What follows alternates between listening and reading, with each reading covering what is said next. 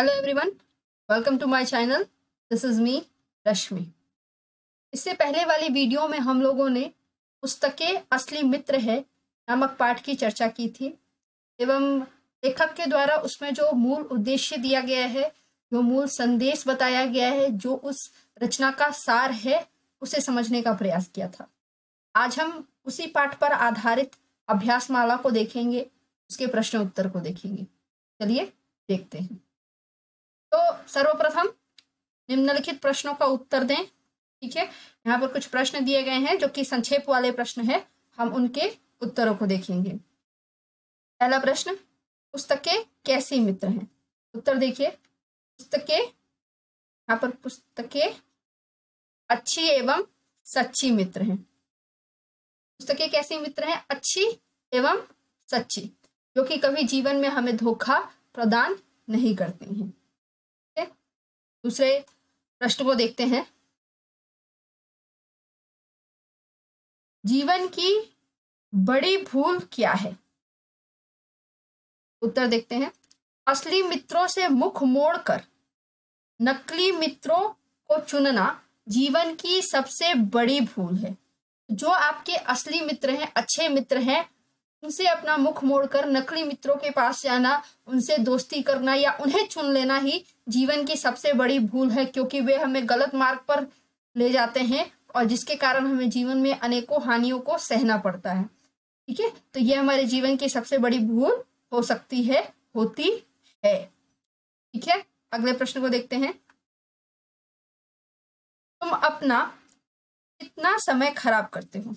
ठीक है, तो ये हर व्यक्ति का अलग अलग हो सकता है, लेकिन व्यक्ति कोई भी हो जो अपना समय खराब करता है वो अधिकांशतः समय व्यर्थ कर देता है। ठीक है, देखिए, हम अपने दैनिक जीवन के अधिकांश समय तो व्यर्थ के कार्यों में खराब कर देते हैं कि हमें पता ही नहीं चलता है कि जो हम कार्य कर रहे हैं वो वास्तव में एक व्यर्थ का कार्य है और उसका कोई अर्थ नहीं है, और इसीलिए हमारा समय जो है व्यर्थ हो जाता है, नष्ट हो जाता है और हमें पता तक नहीं चलता है। आगे के प्रश्न को देखते हैं। क्या इसका कोई हिसाब रखते हो? यानी आप जो अपना अधिकांशतः समय व्यर्थ के कार्यों में नष्ट कर देते हो, उसका कोई हिसाब रखते हो? तो बच्चों, यदि हम हिसाब रखते कि हम कितना समय किस तरह नष्ट कर रहे हैं, तो निश्चित तौर पर हम थोड़े जागरूक हो जाते, चेतन हो जाते कि हमें इस तरह का समय नष्ट नहीं करना चाहिए। जाहिर सी बात है, हम कोई हिसाब नहीं रखते, इसीलिए हमें पता भी नहीं चलता है कि हमने अपना कितना समय कहाँ नष्ट कर दिया है ना? उत्तर देखिए, नहीं, हम इसका कोई हिसाब नहीं रख पाते हैं कि हमने अपना समय कहाँ नष्ट कर दिया। केवल आप यही कहते हुए मिलेंगे कि हमारे पास तो समय नहीं है, समय इधर चला गया, उधर चला गया, तो नष्ट हो जाता है समय। अगला प्रश्न देखिए। पढ़ने के लिए कितने मिनट पर्याप्त? पर्याप्त यानी काफी होना। ठीक है, पर्याप्त यानी, एक मिनट, पर्याप्त यानी काफी। ठीक है, देखिए, अच्छे से पढ़ने के लिए तो 30 मिनट भी पर्याप्त है, यानी आधा घंटा भी बहुत है। यदि आप नियमित तौर पर मन लगाकर पढ़ाई करते हो, स्वाध्याय करते हो, तो 30 मिनट यानी आधा घंटा भी काफी है, बहुत है। उसमें आप बहुत कुछ सीख सकते हो, ज्ञानार्जन कर सकते हो, है ना? आगे देखते हैं। गणित का सबसे बड़ा आचार्य कौन बना? उत्तर देखिए, चार्ल्स फास्ट। ठीक है, ये नाम याद रखिएगा। चार्ल्स फास्ट नामक व्यक्ति संयुक्त राज्य अमेरिका, ठीक है, का गणित का सबसे बड़ा आचार्य बना। तो जो गणित का सबसे बड़ा आचार्य बना उसका नाम क्या था? चार्ल्स फास्ट, और वो कहाँ का रहने वाले थे? संयुक्त राज्य अमेरिका। ठीक है, आगे के प्रश्न को देखते हैं। क्या तुम्हारे अंदर ज्ञान की भूख या प्यास है? तो हाँ, हर मनुष्य के अंदर ज्ञान की भूख और प्यास होती है। हाँ, किसी के अंदर थोड़ी ज्यादा, किसी के अंदर थोड़ी कम। जैसे आपकी कक्षा में ही बहुत सारे बच्चे होते हैं, कोई पढ़ने में बहुत ज्यादा अच्छा होता है, उसे पढ़ना बहुत अच्छा लगता है, कोई थोड़ा कम पढ़ता है, पढ़ना उसे भी अच्छा लगता है लेकिन थोड़ा कम। तो पढ़ने की इच्छा तो सभी में होती है ना। तो देखिए उत्तर, हाँ, हमारे भीतर भी ज्ञान की भूख एवं प्यास है। ठीक है, आगे के प्रश्न को देखते हैं। ज्ञान का द्वार किनके लिए खुला है? उत्तर देखिए, ज्ञान का संबंध किसी विशेष वर्ग से नहीं होता। ठीक है, किसी विशेष वर्ग, कास्ट कहें या फिर कोई जाति से नहीं होता है। इसका द्वार तो सभी के लिए खुला होता है। सभी बच्चे, सभी व्यक्ति ज्ञान प्राप्त कर सकते हैं, पढ़ाई कर सकते हैं। इसका संबंध किसी भी विशेष वर्ग से नहीं है। आप ये बात तो सर आइजक न्यूटन की कहानी में भी जाने हैं, है ना, कि वहां भी गरीबी अमीरी से इसका कोई मतलब नहीं है। कोई उच्च जाति का है उसका मतलब, उससे कोई मतलब नहीं है। तो सभी बच्चे क्या कर सकते हैं? ज्ञान प्राप्त कर सकते हैं। सभी व्यक्ति को ज्ञान प्राप्त करने का पूरा अधिकार है। आगे का प्रश्न देखिए, हमें कौन सी आदत डालनी चाहिए? हमें किस प्रकार की आदत अपने भीतर डालनी चाहिए? तो देखिए, हमें सबसे पहला स्वाध्याय यानी खुद से पढ़ने का की जो आदत होती है, खुद से अध्ययन करने की जो आदत होती है, हमें वो डालना चाहिए।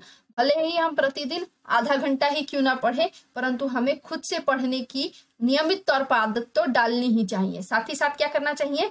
व्यर्थ के कार्यों में यानी बेकार के कार्यों में समय नष्ट ना करने की आदत डालनी चाहिए। क्या तो ये दो आदत अवश्य डालनी चाहिए, तभी हम सफल हो सकते हैं। आगे के प्रश्न को देखिए, निम्नलिखित प्रश्नों के उत्तर अपनी भाषा में लिखो। ये थोड़े बड़े वाले प्रश्न हैं, इसे हम लोग देखने की कोशिश करते हैं। तो ये देखिए, मनुष्य क्या है और उसे क्या चाहिए? ठीक है, तो देखिए, मनुष्य एक सामाजिक प्राणी है। ठीक है, ये हमेशा याद रखिएगा कि मनुष्य एक सामाजिक प्राणी है। वो एक समाज के भीतर अपने इर्द गिर्द, अपने परिवार, अड़ोसी पड़ोसी, दोस्त मित्र के भीतर रहता है। इसी से उसके समाज का निर्माण होता है। तो कि मनुष्य एक सामाजिक प्राणी है, इसलिए उसे कोई ना कोई संगी साथी तो चाहिए ही। उसे कोई मित्र अवश्य चाहिए। अच्छे साथी के बिना जीवन क्या हो जाता है? अच्छे साथी के बिना जीवन जो होता है वो सूना हो जाता है। ठीक है, यहाँ पर आप लिख लीजिए, सूना हो जाता है। तो ये आप ध्यान रखिएगा, मनुष्य एक सामाजिक प्राणी है और उसे कोई ना कोई संगी साथी यानी मित्र तो चाहिए, और बिना मित्र के उसका जीवन क्या हो जाता है? सूना हो जाता है। तो आप याद रखिएगा। इसके बाद के प्रश्न को देखते हैं, असली मित्र कहाँ मिलेंगे? तो असली मित्र हमें पुस्तकालय में क्यों? क्योंकि पुस्तकालय में क्या मिलता है? पुस्तक, और पुस्तक हमें कभी भी धोखा नहीं देते हैं। ठीक है, इसलिए हमें असली मित्र पुस्तकालय में मिलेंगे, जो हमें कभी भी धोखा नहीं देंगे। ये चीज ध्यान रखिएगा। इसके बाद देखते हैं, हमें अपने जीवन में कौन सी भूल नहीं करनी चाहिए? ऐसी कौन सी भूल है जो हमें कभी भी अपने जीवन में नहीं करनी चाहिए? तो देखिए, असली मित्रों से मुख मोड़कर, ठीक है, नकली मित्रों को चुनना एवं अपने बहुमूल्य समय को नष्ट करने जैसी भूल हमें कभी नहीं करनी चाहिए। तो दो कार्य तो हमें कभी भी भूल से नहीं करनी चाहिए। एक, असली मित्र से मुख मोड़कर नकली मित्र की तरफ जाना, और दूसरा, अपने बहुमूल्य समय को, अपना जो कीमती समय है, उसे व्यर्थ के कार्यों में नष्ट करना। ये दो कार्य हमें कभी भी नहीं करनी चाहिए, नहीं तो क्या होगा? हमें जीवन में बहुत सारी हानियों का सामना करना पड़ेगा, हमें बहुत ज्यादा नुकसान होगा।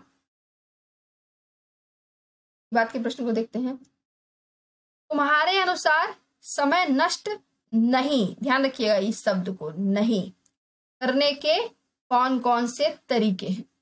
ऐसे कौन कौन से तरीके हैं जिसके द्वारा आप अपने समय को नष्ट होने से बचा सकते हो? क्योंकि आप लोग विद्यार्थी जीवन पे हो, तो पढ़ना तो सबसे ज्यादा महत्वपूर्ण है।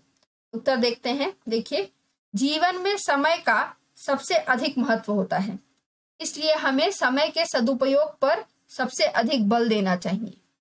इसके लिए हमें स्वाध्याय यानी स्वयं अध्ययन करने के साथ साथ उचित समय पर सभी कार्य करना चाहिए।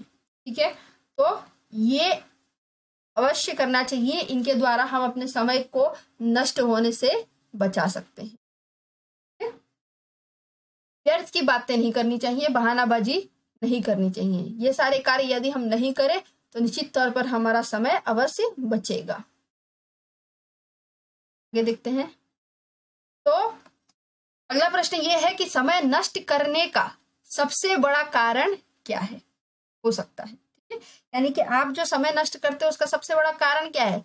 तो समय नष्ट करने का सबसे बड़ा कारण आलस है। ठीक है, आज नहीं करेंगे, आज मन नहीं कर रहा, कल होमवर्क करके दिखाएंगे, कल मैडम को भेजेंगे। ठीक है, आज तो सभी भेज रहे हैं, मैं कल भेज दूंगी।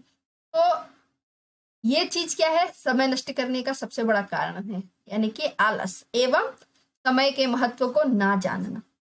समय कितना महत्वपूर्ण है, और आज के समय में तो जो कोरोना का काल है इसमें समय का विशेष महत्व है, क्योंकि इस समय में हम बहुत कुछ सीख सकते हैं। पर बहुत सारे लोग हैं या बच्चे हैं जो केवल सोने और खाने में ही अपना समय नष्ट कर दे रहे हैं, जबकि इस खाली समय में वे कुछ नया पढ़ सकते हैं, कुछ नया सीख सकते हैं। ठीक है, घर में बैठे बैठे भी आप बहुत कुछ सीख सकते हो, बहुत कुछ कर सकते हो। अच्छी हैंडराइटिंग एक पेज बना सकते हो, इंग्लिश की बना सकते हो, हिंदी की बना सकते हो, जिससे आपकी हैंडराइटिंग अच्छी हो जाए। तो आप बहुत कुछ कर सकते हो, लेकिन क्या करते हैं हम लोग? बहाने बनाते हैं और समय को नष्ट करते हैं, है ना? तो हमें ये कार्य नहीं करना चाहिए। आगे के प्रश्न को देखते हैं। लॉन्गफेलो ने कौन सा कार्य और कितने समय में कर डाला? ठीक है, लॉन्गफेलो एक व्यक्ति का नाम है। तो प्रश्न पूछ रहा है कि लॉन्गफेलो ने कौन सा कार्य कितने समय में कर डाला, कौन सा काम किया लॉन्गफेलो ने? बताइए, आपने पाठ तो पढ़ी ही है, कौन सा कार्य किया था लॉन्गफेलो ने?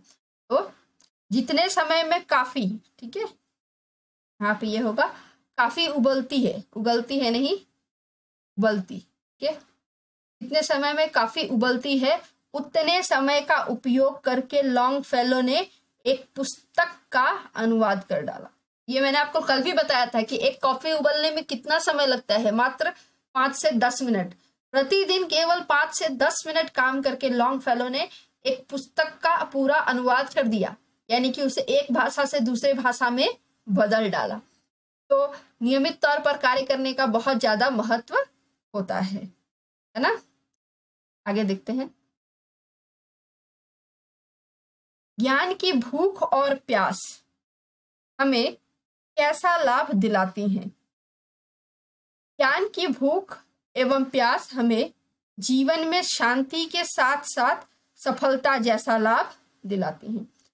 तो जो व्यक्ति ज्ञानी होता है वो सफल तो अवश्य ही होता है, उसे सफलता तो अवश्य ही मिलती है, साथ ही साथ उसके जीवन में शांति भी रहती है, क्योंकि वे सभी चीजों के पीछे होने वाले वास्तविक कारणों को जानता है। इसीलिए उसके अंदर शांति, धैर्य, सहिष्णुता, प्रेम जैसे भाव अपने आप ही बने रहते हैं, जो उसके जीवन में शांति और खुशियों को लेकर आते हैं। आगे के प्रश्न को देखते हैं। हमें अच्छी पुस्तक ही पढ़नी चाहिए, क्यों? तो हमें अच्छी पुस्तक ही पढ़नी चाहिए। उत्तर देखिए, अच्छी पुस्तकें अच्छे मित्र की तरह होती हैं।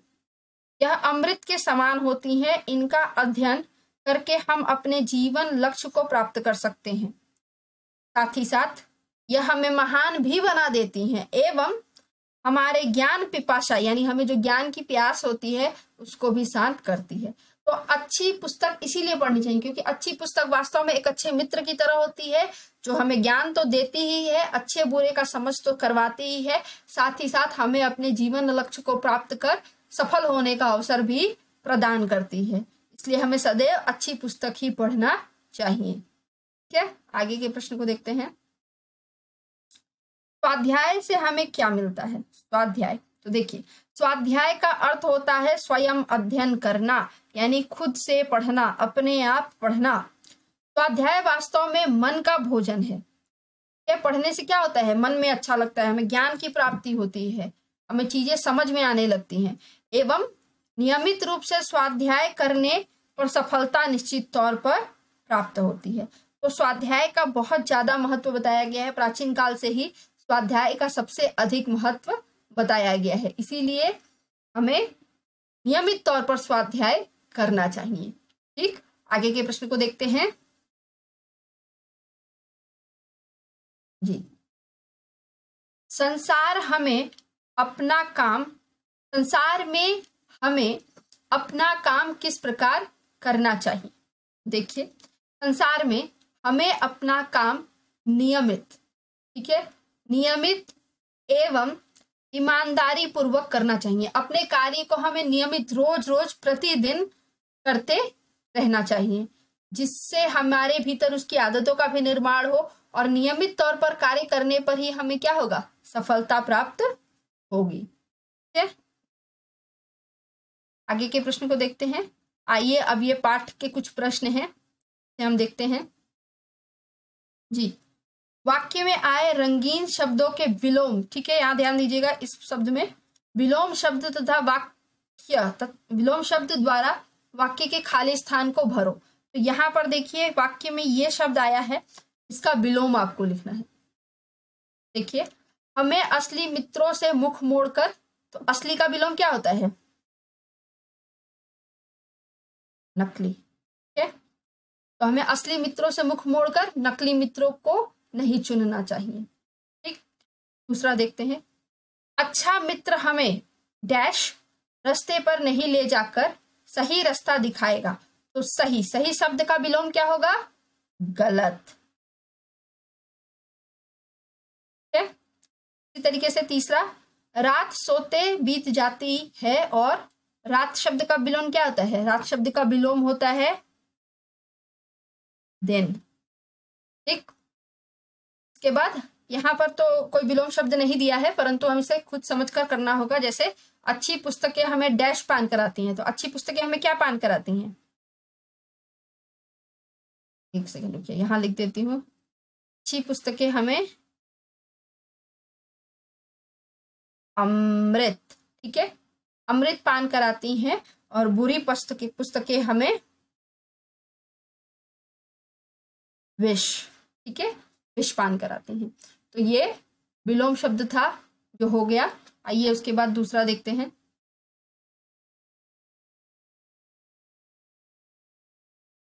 जी, सही विकल्प पर सही का निशान लगाओ। यानी यहाँ प्रश्न दिए गए हैं, उसके कुछ विकल्प दिए गए हैं, जो सही विकल्प है उस पे हमें क्या करना है, सही का निशान लगाना। तो सबसे पहला स्वाध्याय क्या है, तो अभी मैंने थोड़ी देर पहले ही बताया था।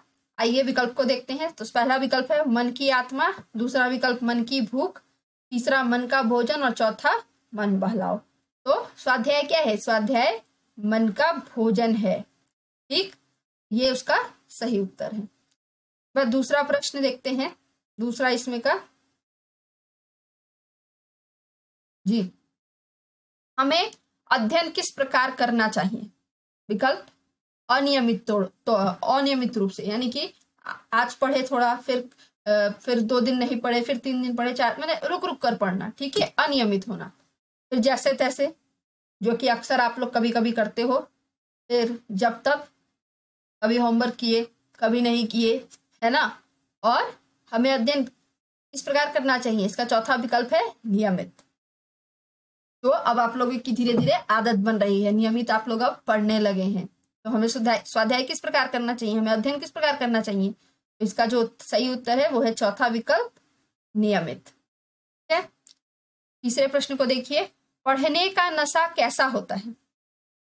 पहला विकल्प विषपान जैसा, जलपान जैसा, खानपान जैसा, और अमृतपान के जैसा। तो वास्तव में जो बच्चे पढ़ते हैं, पढ़ाई के महत्व को समझते हैं, उनके लिए तो वास्तव में ये अमृतपान के जैसा ही होता है। तो इसका भी जो सही उत्तर है वो चौथा विकल्प है। ठीक है, आइए अब हम आगे के प्रश्न को देखते हैं।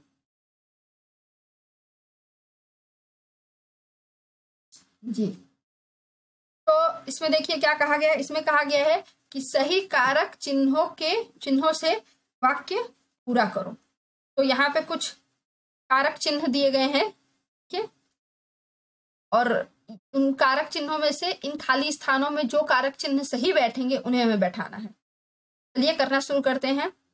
आओ आज अच्छे मित्रों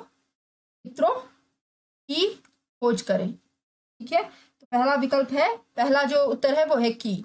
दूसरा, जो बुरे रास्ते पर ले जाए। ठीक है, जो बुरे रास्ते पर ले जाए उसे मित्र नहीं मानना चाहिए। तीसरा विकल्प, अच्छे साथी के बिना जीवन शून्य हो जाता है। ठीक, तुम्हारे इस कथन में कोई तथ्य नहीं है कि तुम्हारे पास पढ़ने का समय नहीं है। ज्ञान, ठीक है, ज्ञान डैश उसी समय डैश उनको न्यायाधीश बना दिया। तो इसका उत्तर क्या हो सकता है? ज्ञान की उसी प्यास ने उनको न्यायाधीश बना दिया। इसको मुत्तुस्वामी जी को याद है ना आपको? मुत्तुस्वामी जी हाई कोर्ट के प्रथम जज थे। ठीक है, कल के पाठ में हम लोगों ने पढ़ा था ये। और उसके बाद छठा नंबर क्या है? छठा नंबर में भी देखिए 3 खाली स्थान दिए गए हैं। तो पहला क्या होगा? मनुष्य को परमात्मा ने बुद्धि ज्ञान प्राप्त करने के लिए दी है। और आखिर वाला, सबकी बात सुननी चाहिए पर सोचना अपनी बुद्धि से चाहिए। ठीक है, यहाँ पर ये कुछ कारक चिन्ह वाले खाली स्थान थे जिसे हम लोगों ने कर लिया है, इसे आप लोग भी कर ले। और इसके अलावा इस पाठ में एक वाक्य बनाव दिया गया है, तो बच्चों वो वाक्य आपको स्वयं ही बनाना होगा। आप उन वाक्य को बना सकते हैं। ठीक है, और इसी के साथ यह पाठ समाप्त होता है। और यदि आपको यह वीडियो अच्छी लगी हो तो इसे जरूर लाइक करें एवं चैनल को सब्सक्राइब करना ना भूलें। इसी के साथ धन्यवाद।